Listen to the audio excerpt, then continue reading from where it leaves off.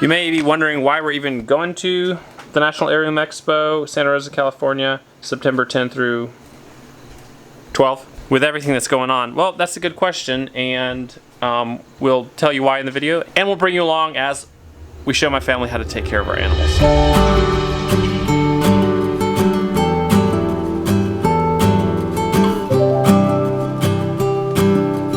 Last time I was looking for a goat like this, turned out I was looking for a dead goat. Last time I was looking for a goat like this, I was looking for Lucky. So that doesn't give me a great feeling. I don't think that Braveheart is dead. We sold all our goats, gosh, about a week ago, except for Braveheart the buck. And he'd been kept separate from them, but adjoining where he could smell them. So I was out weed eating, and here's his collar. That's really weird. That's not terribly unusual because we kept him loose so they could get him off. But he's not with his collar. I was weed eating this morning, weed eating this fence line, getting ready to go to California. Just want to have everything in order. At least the fence is super hot. My family's coming over to learn how to take care of the animals, so I hadn't fed all the animals yet. Checking in this barn for Braveheart. I don't see him. So I didn't feed the animals very early because I'm still waiting on my parents to show up, so I didn't know he wasn't here till just now when I was walking along the fence line. Couldn't find him anywhere. Okay, so false alarm. He's literally sitting in this stall. What's up, dude? Are you depressed? He's with the cows. He has cows as companions, but he's not interested in companions. He's interested in... We're about to sell him and have him out of here. Have him back to being with goats. Come on, buddy, what's up? All right, there he goes. He's on his feet. There he goes.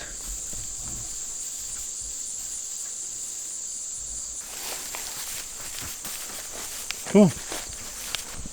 He literally just peed all over his face and licking it all up. Alrighty. I can't even show you what he's doing. I think it's actually too obscene for our channel. But trust me, he's peeing in his face. He's loving it. Literally peeing in his face. Snorting it. Yep, okay, Braveheart's okay, and I did just step in cow poop. We're gonna check in really quick with Bree and the kids. They're doing school in the kitchen. They're doing some school together. Skip counting. 15, 20, 25, 30, 35, 40, 45, 50. Do you want us to do it slow so you know all the numbers? 5, 10. Baker Creek Heirloom Seeds just sent us this pack. Actually 2 of these packs of seeds and these hats, and I thought that would be a good segue into kind of a full disclosure on our relationship with Baker Creek, just because I like that stuff. I like knowing, like, is this like a secretly a sponsored video or a series of sponsored videos, but they're not telling us, so I like knowing that stuff. So I like telling you they have sent us free seeds, unsolicited, and then offered to send us any seeds we want for any reason to give away or to plant in our garden. They have also, they're flying us to California, so they're not paying us to come out.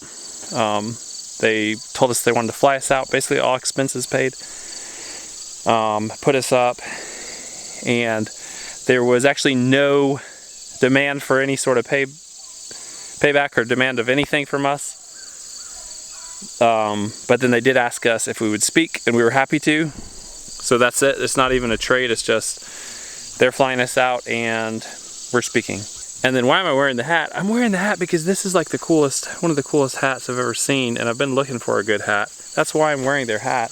It's cool because it's actually kind of this mutually beneficial relationship. They have a huge heart for supporting YouTubers and think that what homestead YouTubers and gardening YouTubers are doing is actually changing things and shifting things or facilitating that as much as anything else. And we love what they're doing. We're super happy with. We don't feel like they want anything from us. They're actually being super generous with us. And we love shouting them out because we support everything they're doing. So that's that.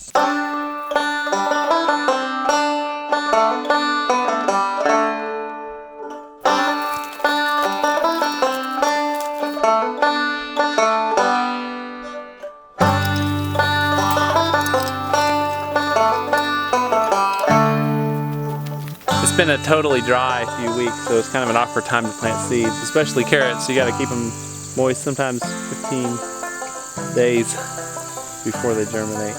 But fortunately, it's not too much water, just these 3 little beds. Chicken poop.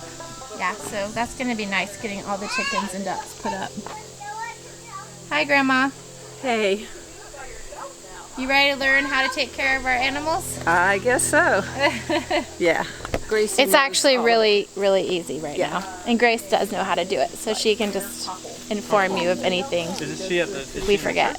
I have some really good news. Tell me the good news. Because I'm really excited about it. So the lady that sold us our buck, Braveheart, I haven't sold him yet. I've had a few people ask, but I just haven't had the energy to show him and follow through. Anyway, she just texted me and asked if she could buy him back, which is cool. She's like, she needs a buck again, and she saw that we were selling our goats, and could she buy him back? And I was like, absolutely, because it makes me happy knowing where he's going. Now Bree doesn't know what's in the beginning of this video. I actually was looking for him this morning. I thought he had escaped because I couldn't find him anywhere, but he was laying in the stall, just sitting there in the dark. He's just chilling. And I was like, Braveheart, he's sad. He's like, he doesn't have any friends out there. He's not super friendly with the cows. And I was saying, well, we're going to sell them soon, but that actually makes me super happy because they're great. Yeah. They'll be great. They've had him before. He's gotten, honestly, like more mature and more bossy and not as friendly since we've had him. But some of that, I think, is him maturing. Yeah, he's just a big buck now.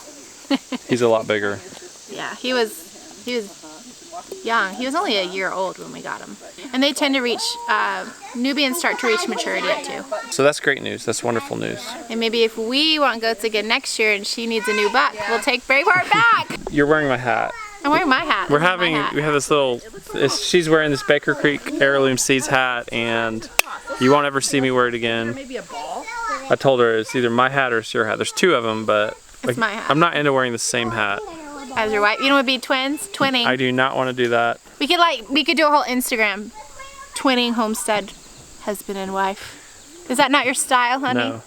Like matching, you don't want matching pajamas? I'm going to have to find another hat. So, Matching flannels for when we chop wood together? no. Are you sure? I love the hat, and I'm very sad about it, but Sorry, it's my hat. I just wanted to say thank you to everyone who expressed their really deep concern in the past 2 weeks about the hams or prosciutto. They're actually out here at ambient temperature, hanging in the barn now, out of reach of dogs, cats. They have not lost the weight they need to. These are really close. These little ones are super close. They're within a pound or less of their weight loss goal. And then these are just over a pound away from their weight loss goal. So they're just kind of hanging out, waiting for what's next in life. I'm just going to throw this in here really quick and just show you. Basically, the pigs are super simple. Watch out. Taking care of these animals has gotten really basic since we got rid of the goats. I'm going to run through it with you guys. They already probably know it. Basically, we're giving the cow a bucket of alfalfa a day, a bale of hay right now, while the pastures are just knocked down, and filling up her water, and then just checking on everyone. The pigs get basically 2 scoops of feed, and that's 2 scoops. Yeah, it's one just for each. What I vary that every single day. That varies because if I have a huge bucket of, if we've cooked a bunch of meals and have a full bucket of compost, then they get that. And I'll just give them like a little bit of grain. Yeah. But if I have no food scraps, I'll give them 2, or even if there's no food scraps, I'll sometimes give them 3. But there's usually like a little compost, and then they get 2 scoops of feed. I pretty much have them on a minimal diet because we're raising them over like a year and a half. And so if I poured food on them, they don't grow. These don't grow fast anyway. They just get fat. But they're growing on what we're giving them. The basic care of the animals isn't that hard. The one thing that kind of worries me, and maybe this is why why cattle farmers don't go on vacation, is the cow having a big health issue. And after Dolly, our old cow, going down and dying, it makes me worry. So I think we would have a really very, very low threshold for calling the vet out if something went wrong while we were gone. It's so unlikely to happen, but that's kind of what worries me, thinking of putting that responsibility on my family. So we'll kind of have the vet on call, and then we do have other friends close by who have cows who we could call out if we needed to. It's so unlikely that she would have a health problem, a major one, while we were gone. But anyway, that's just what's on my mind. So I didn't mean to finish the video this way, but I ran out of time. The short answer is we're going to California. We're still going even in the midst of this madness because it's not a big expense.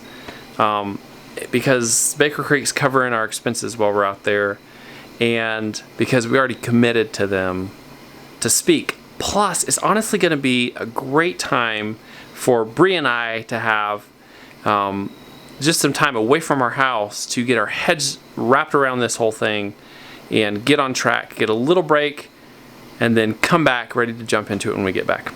So, folks, thanks for joining us for this little update, and we will see you really quite soon. Goodbye.